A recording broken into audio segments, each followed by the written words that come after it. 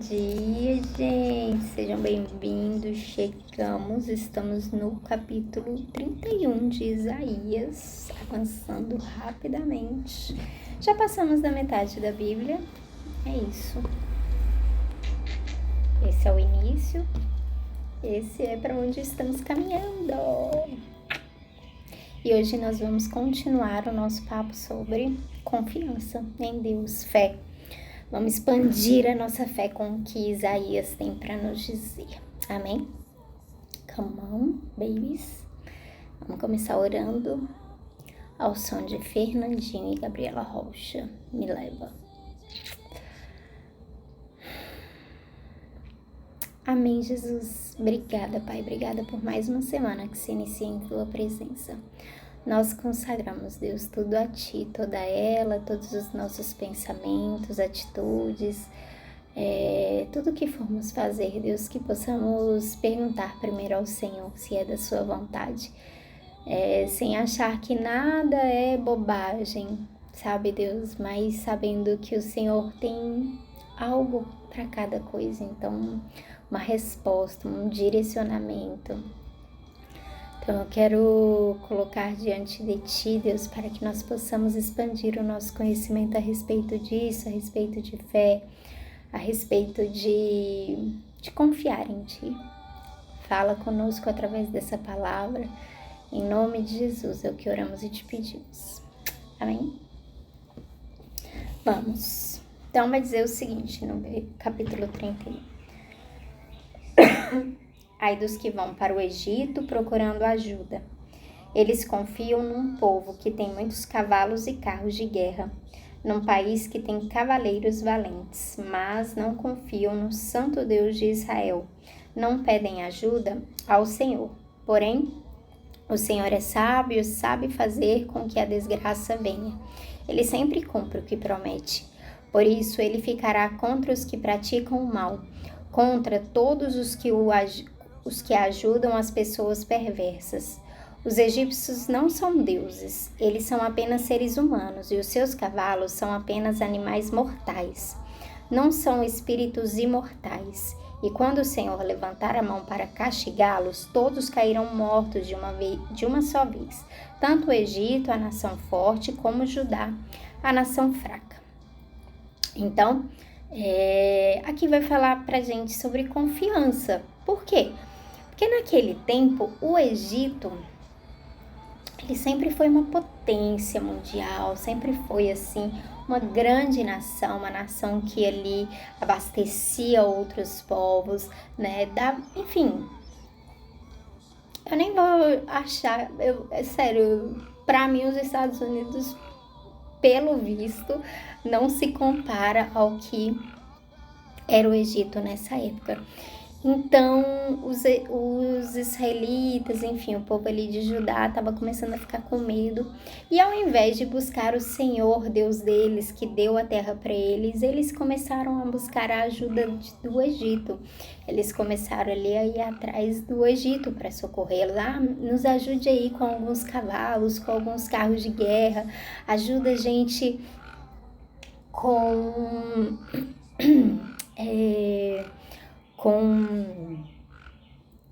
recursos, né, com comida, ou que mais? Nos ajuda, nos dá homens aí para servir no nosso exército. Então eles começaram ali a flertar com o Egito e a se vender. Às vezes a gente até se troca, né, tipo, as pessoas até aceitam fazer algumas coisas em troca de outras. Então essa era a posição ali desse momento de Israel. E Deus estava olhando e estava falando, cara, por que vocês não pedem a mim essas coisas que vocês estão pedindo para eles? Sabe, eu fiz vocês e eu fiz eles e eu, tipo, às vezes eu coloco essa coisa ali pra ver se vocês realmente me honram e me reconhecem. Porque, tipo, aquilo ali parece tão mais seguro, tão mais fácil de ter fé naquilo. Mas eu quero que vocês busquem a mim. Vocês já viram o meu poder, já viram como eu destruí o Egito antes, as forças dos egípcios, o faraó e tudo mais, sabe? E quantas vezes nós não somos assim, na verdade? Quantas vezes... Nossa, gente, tem alguma coisa. Eu acho que é um tucano ou um pato. Acho que é um pato. Um pato no alto, não sei.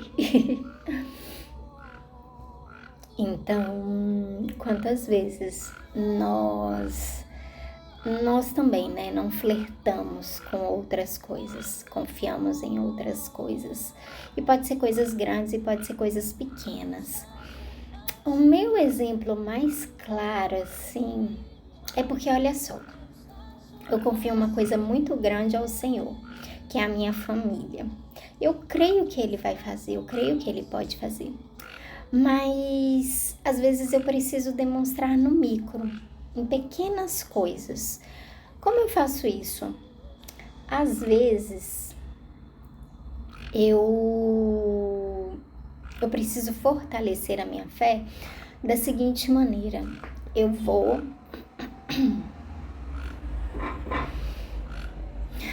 E eu tô com uma dor de cabeça, onde eu sei que qualquer remédio que eu tomar, ela vai me ajudar a passar. E às vezes as pessoas acham que eu não gosto de remédio. E não é por isso. Ai, gente, eu não ligo em ter que tomar remédio. Graças a Deus o meu estômago não fica doendo. Mas eu prefiro orar antes. Eu me recuso muitas vezes a tomar um remédio antes de orar. E esperar para ver se vai fazer efeito a minha oração.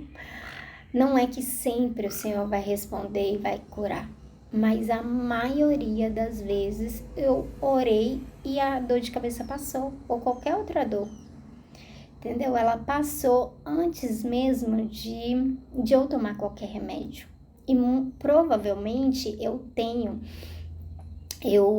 não tenho uma dor de estômago, né, pelo fato de não tomar muito remédio, exatamente porque eu não aceito tomar muito remédio. Eu tenho uma colega que, tipo, qualquer dor, eu falo assim, ai, que dor no cotovelo, quer um remédio? Eu tenho um remédio. Eu já falei pra ela, tanto que ela vai me oferecer às vezes, aí ela fala assim, ai, Mari, que não sei o quê. E isso também me deu autoridade para orar para as pessoas quando elas falam, ai, eu tomei esse remédio, não tá passando a minha dor, e não sei o que, eu falo, posso fazer uma oração? Você tá entendendo que, tipo, são coisas que vão crescendo? E se um dia eu tiver, tipo, no hospital, como muitas vezes eu já fiquei internada por conta da anemia, eu não vou deixar de tomar o meu remédio. Minha médica, uma vez, ela me falou, olha, Marina, você agora vai ter que tomar duas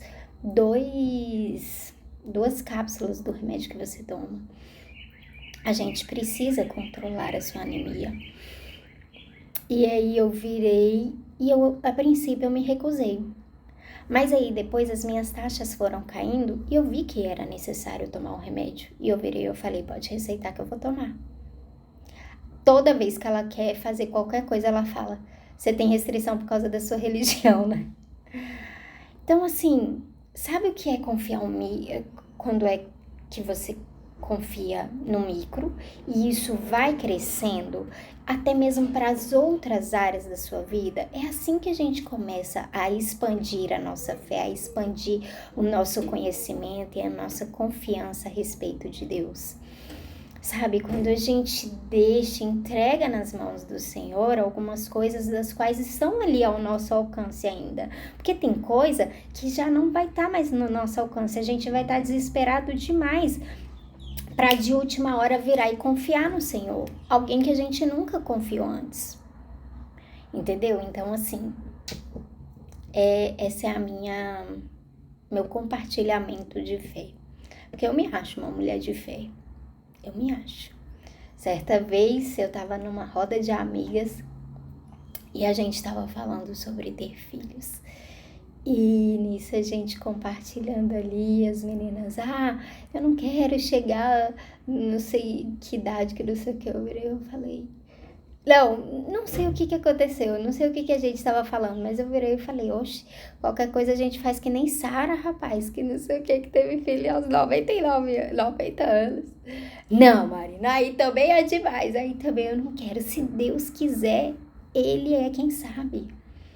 Então nós precisamos deixar nas mãos de Deus as coisas pequenas para que as grandes, para que quando chegar as grandes e a gente falar, cara, isso daqui eu não consigo entregar nas mãos de Deus, a gente já vai ter medidas crescentes de fé para conseguir, para virar e falar, eu confio, eu me lembro do que Ele fez, Ele faz, sabe? Tem vezes que Ele não vai fazer.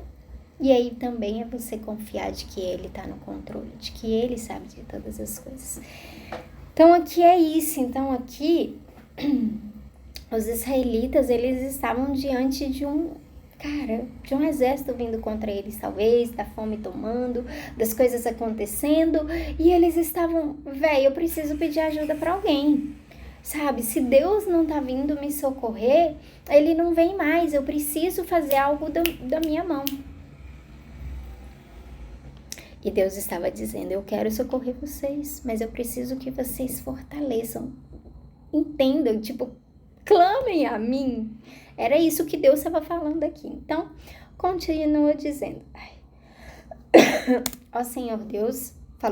O Senhor Deus falou comigo e disse, um leão que pega e mata uma ovelha não se assusta nem foge quando os pastores vêm gritando, mesmo que sejam muitos e gritem bem alto.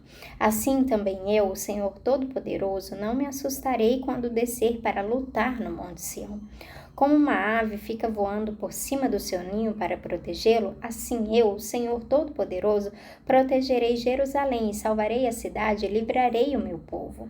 Povo de Israel, vocês se afastaram para longe de Deus, mas agora arrependam-se e voltem para Ele. Naquele dia, todos vocês jogarão fora suas imagens revestidas de prata e de ouro que só servem para fazer vocês pecarem. O Senhor diz, uma espada derrotará os assírios, uma espada os matará, mas não será a espada de um ser humano. Eles fugirão da batalha e os seus jovens serão feitos escravos. O rei fugirá apavorado e os oficiais, cheios de medo, abandonarão as suas bandeiras. Assim fala o Senhor, que em Jerusalém tem o seu altar onde sacrifícios são queimados. Então aqui o Senhor está dizendo o seguinte, eu sei que vocês estão assustados, mas eu não estou. Eles sequer são páreo para mim. Então ele usa ali uma metáfora, para tornar o discurso dele mais elegante, para fazer a assimilação. Ele fala assim, um leão que pega e mata uma ovelha não se assusta nem foge quando os pastores vêm gritando, mesmo que sejam muitos e gritem bem alto. Ou seja, a ovelha, os pastores, a ovelha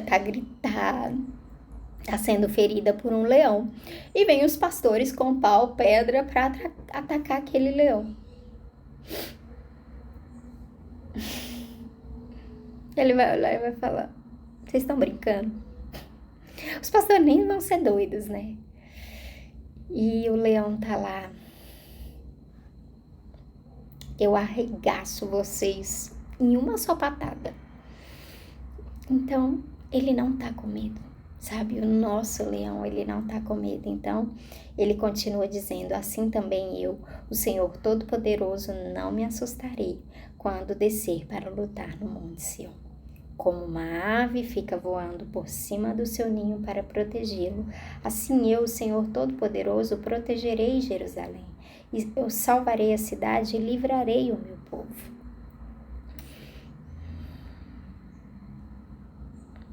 Ele é esse bom pai.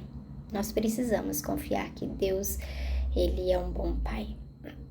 E aí ele vai finalizar dizendo, o Senhor diz, uma espada derrotará os assírios, uma espada os matará, mas não será a espada de um ser humano.